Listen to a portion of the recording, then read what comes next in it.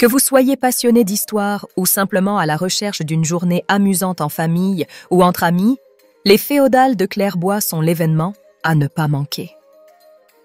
Dans un décor unique, autour du donjon de la Mesnie de la Ferté-Clairbois, vivez un moment hors du temps. Animation, campement, jeux équestres, scénettes vous feront découvrir la vie d'une ferme fortifiée du XIIIe siècle. Nombreuses démonstrations. Calligraphie, héraldique, armes, jeux médiévaux, archerie, lancer de haches, tissage, cuisine, jardin médiéval, forge. Visite du donjon et du domaine, marché d'artisans, échoppe de Clairbois, restauration rapide et taverne. Animation organisée par l'association La Mesnie de la Ferté-Clairbois. Bien sûr, oui, bienvenue au domaine de la Ferté-Clairbois. Donc vous êtes au centre médiéval de Clairbois, à Sainte-Suzanne-et-Cham, dans le 53. Nous avons repris il y a 5 ans le domaine et nous avons créé une association qui permet de faire revivre le site comme au Moyen-Âge. Vous êtes revenus au XIIe, XIIIe siècle.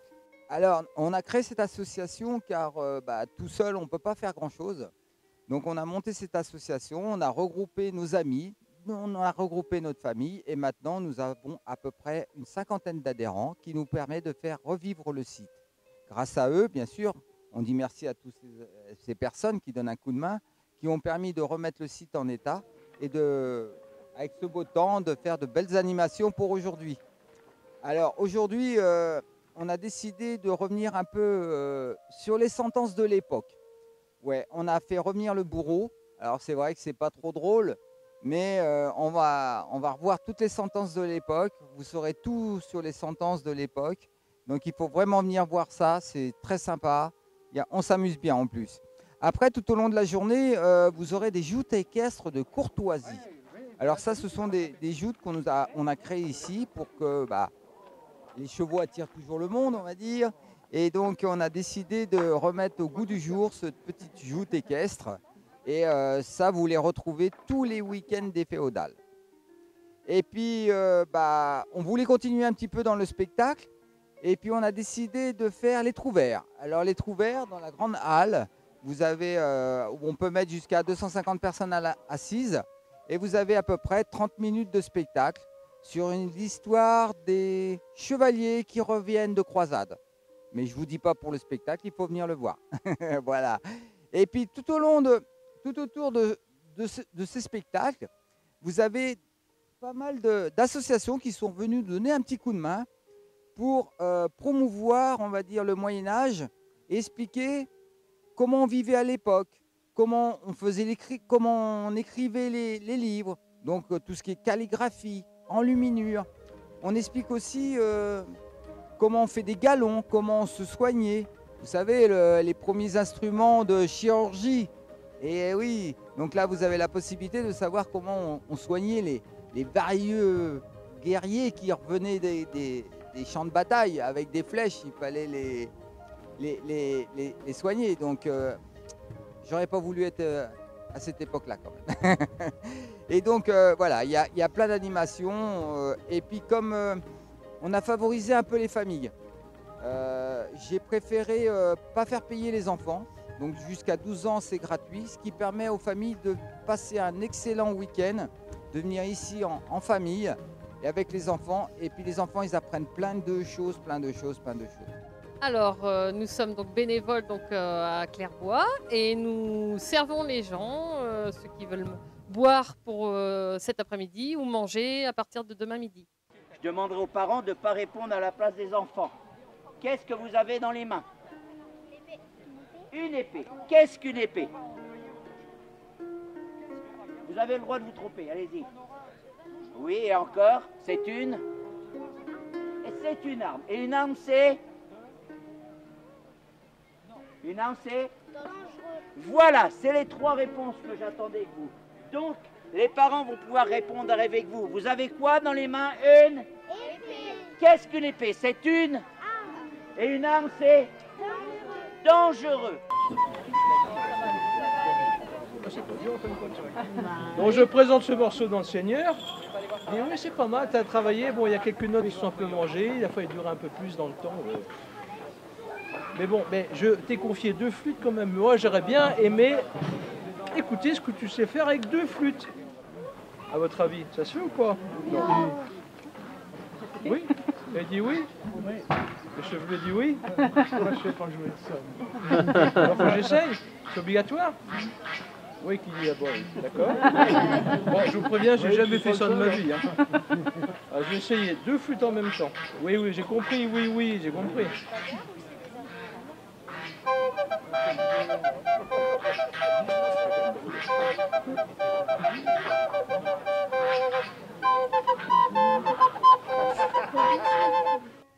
J'enseigne la chirurgie médiévale.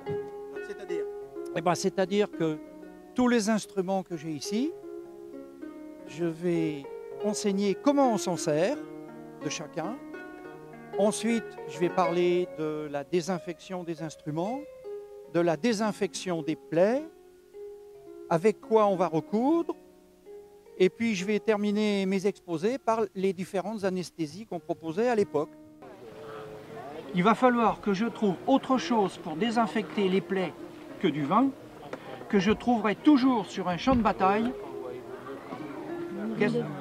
Non, mais vous en êtes pas loin, l'urine de cheval, qui est la même que l'urine humaine, stérile, à la sortie, même température. Alors pourquoi on ne prend pas l'urine humaine? Eh bien c'est tout simple. C'est parce que le chirurgien, il n'arrive jamais à remplir le pichet, lui. Bon, maintenant, on va recoudre les plaies. Alors, pour recoudre les plaies, c'est pareil. On va recoudre, quand on en a, avec du fil de soie. Mais quand on n'en a plus, on va prendre du crin de cheval. Pourquoi le crin de cheval? Il est fin, tu peux en prendre un. Il est un seul.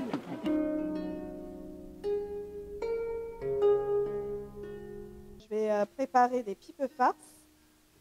C'est des beignets, mais de fromage, en fait. Ensuite, je vais faire un petit peu de pain poêlé. Pareil, au feu de bois. Et ensuite, ce sera le repas de ce soir. Et si j'ai un peu de temps, je vais faire un flan.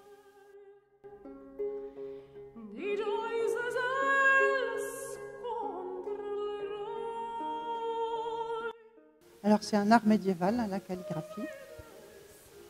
Qui est souvent conjugué avec l'enluminure parce que ça se répond. Le texte, je sais pas, donne un élan à l'illustration. Et puis une belle lettrine au début d'un texte, ça aide le texte, quoi. Ça le bonifie. Et puis, ben, on choisit, il y a énormément de possibilités. On peut choisir le style, la calligraphie. Et les périodes, c'est très vaste. On peut faire du moderne, on peut faire du traditionnel, on peut partir du mérovingien, 4e siècle et jusqu'au 15e. Quoi. Après ça, je suis comme forgeron à l'association. Je me réserve sur ce que je fais, que ce soit des crochets, soit des couteaux, comme là. J'ai un couteau que l'on fait, et là j'ai un décapsuleur. Et là, prenez-le bien, celui-là, parce qu'il est spécial. Il a une tête de bélier. Alors, voilà. Alors, sur le sujet, on travaille qu'avec du charbon, des matériaux d'antan. On n'a pas de... On a juste des vieilles pinces et on se débrouille avec ce qu'on trouve, ce qu'on a. Ne peut pas participer au tournoi organisé dans la contrée car réservé aux hommes.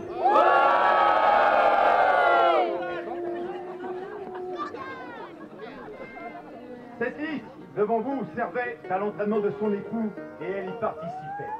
C'est pourquoi ce week-end a décidé d'organiser un tournoi de jeux équestres courtois. Elle a convié un ami, chevalier de la contrée, Messire Robin de Longuenay. En tant qu'ami de son époux, j'ai accepté avec grand plaisir d'être le maréchal de Lys et de veiller au bon déroulement de ce tournoi et d'attribuer les points avec votre participation. Êtes-vous d'accord? Je me dois tout d'abord de me présenter. Je suis Geoffrey de Laetray, héros d'armes au service du comte de Mayenne. Pour m'assister, oui, bah, c'est un minimum, hein.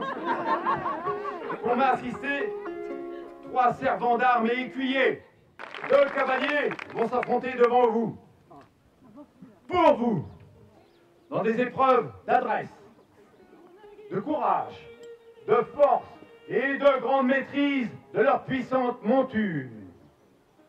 C'est un très bon entraînement pour la chasse et aussi pour la guerre. Ils devront rivaliser de talent pour espérer remporter ce tournoi de jeu équestre courtois. Mais avant de commencer, je me dois de vous mettre en garde. Il est formellement interdit, sous peine de châtiment, de lancer des charmes ou incantations pour favoriser ou défavoriser l'un des cavaliers.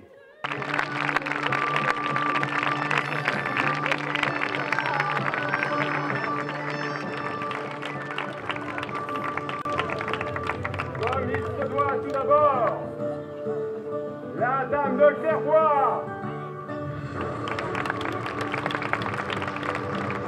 suivi du seigneur et chevalier Robin de Longuenay. Veuillez l'encourager aussi. Je déclare le tournoi ouvert. Et cavalières, lancez vos montures et on les encourage.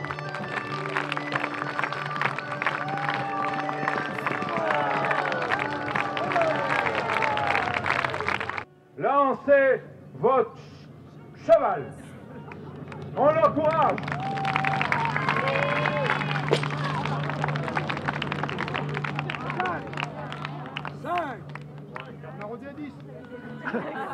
Merveilleux public, combien de points? Lance ta monture, c'est à toi. Public, encouragez-le.